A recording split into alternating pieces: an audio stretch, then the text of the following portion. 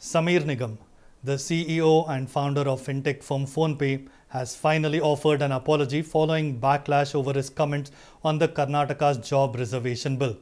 Now, what I am interested to know is, was this apology born out of a feeling of guilt? Was it genuine? Or was it to save face and his company?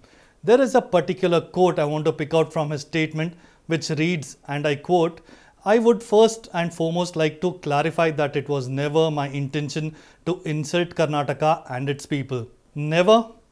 Dear Sameer Nigam, then you should have started your apology by explaining the use of the word shame in your earlier tweet.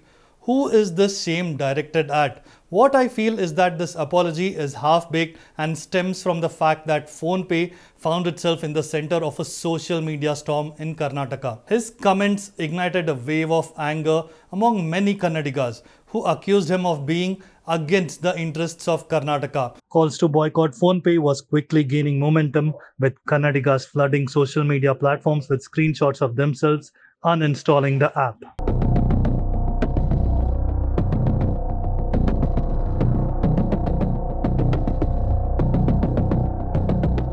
The sentiment was spreading like wildfire online. I have been going through the responses to his apology tweet, and some say that Sameer Nigam should not have bowed to pressure, saying some fringe X accounts that apparently don't represent Kannadigas and it would have been better off ignored. A tweet also reads that he should have shown a little more spine, while some say that he would be better off focusing on business and let governments decide on policy. Now here's my 2 cents on the whole controversy. First off, we need to accept that there is a resentment among locals that their jobs are being taken over by migrant workers. There is a limited number of jobs available, which is why the sentiment of a migrant taking away a local job is only going to intensify. Karnataka prides itself on being a land of unity despite its rich diversity. Companies and industries thrive when there's a diverse talent pool. What the state really needs is a balanced approach focusing on local skill development, improving education and training infrastructure, and fostering a business-friendly environment.